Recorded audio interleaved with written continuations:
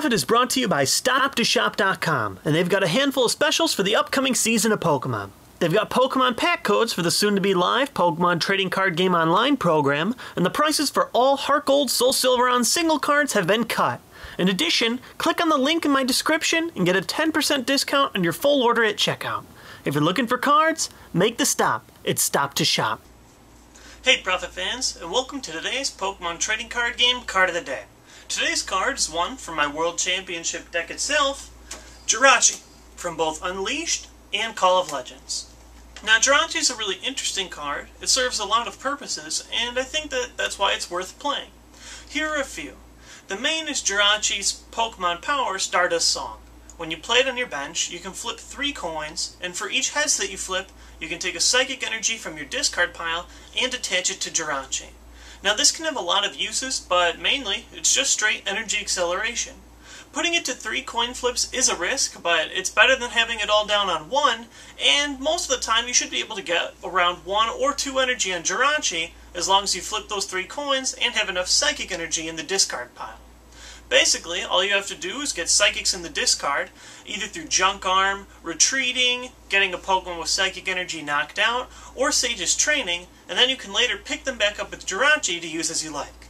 I used them in my Magnezone Yanmega deck as a way for you to get extra energy on the bench to throw with Lost Burn, so that you don't have to throw all the energy off your active Magnezone.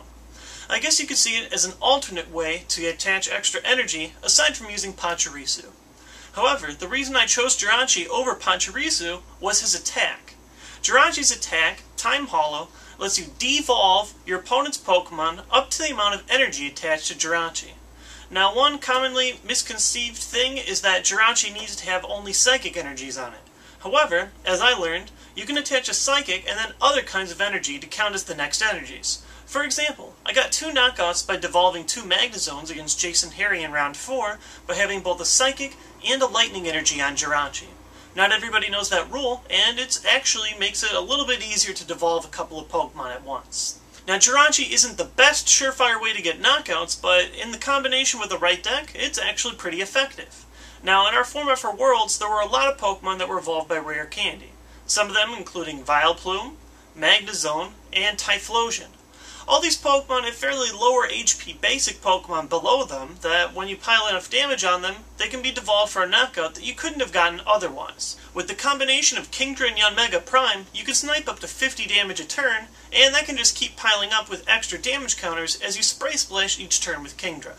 Then, after you put enough damage around in the field, you can bring up Jirachi, and with a couple of energy on it, because you can already accelerate some of them to him, you can devolve a couple of Pokemon at once. Either to slow down your opponent, who doesn't have a Rare Candy in their hand, or to get a knockout on basic Pokemon that have more damage than they could handle after being devolved.